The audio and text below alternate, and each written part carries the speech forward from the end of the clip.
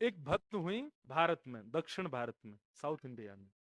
तो एक बार बहुत सारे संतों की टोली जा रही थी, हरि नाम संकीर्तन करते हुए जा रहे थे। तभी एक नगर पड़ा और उस नगर में उन्होंने सोचा कोई ऐसा स्थान मिले जहां रात में हम लोग रुक करके अपना भोजन पानी बना लें, अपने ठाकुर जी की सेवा कर लें। तभी उनको एक बहुत सुंदर घर दिखाई दिया और उस घर के बाहर बगीचे में बहुत सुंदर सुंदर पुष्प आदि सब लगे थे। तो प्राचीन भारत में अगर संत महात्मा ऐसे चलते फिरते गांव में कहीं रुक जाएं किसी के घर के बाहर, तो कोई रोकता नहीं था, बल्कि घर वाले सेवा और करते थे कि संत आए हैं भैया।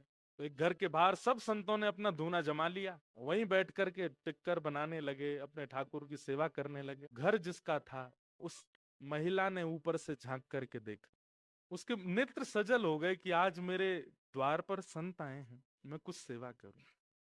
निकल करके बाहर आई, संतों को प्रणाम करने लगी। महाराज जी, आपको कोई जरूरत हो, कोई पात्र चाहिए हो, कुछ भी सामग्री मुझे आज्ञा करें। तो संतों ने कहा कि भाई देखो, ऐसे तो सेवा करते हैं, चलो तुम एक काम करो, सबके लिए कुछ पात्र ले आओ, कुछ दोने ले आओ, कुछ ऐसे। तो उसके घर से जो जो सेवा हो सकती थी वो लेकर के आने लगी, सबको देने लगी। नमक कम पड़ गया तो नमक मंगा लिया। संत बना अपने आप ही रहे थे, बस वो सेवा कर रही थी। रात भर संतों का सत्संग चला, बैठ करके सुनती रही। सुबह सब संत बोले अब हम जाएंगे, अब हमारा समय आगे बढ़ना है।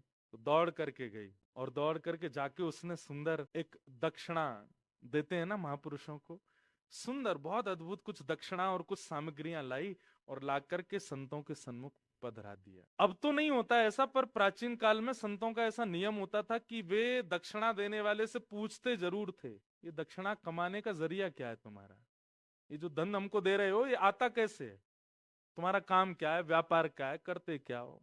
अब तो दक्षिणा देखते ही यूं धर लेते हैं, तुम चाहे जो भी हो। भारत में तो कई बड़े बड़े फ्रॉड लोग उस संत महापुरुषों को ऐसा बहुत सारा धन दे करके बिल्कुल अपना वो बना लेते हैं, जो अच्छा नहीं। तो संत ने पूछा कि बिटिया, इतनी सामग्री तुम सोना चांदी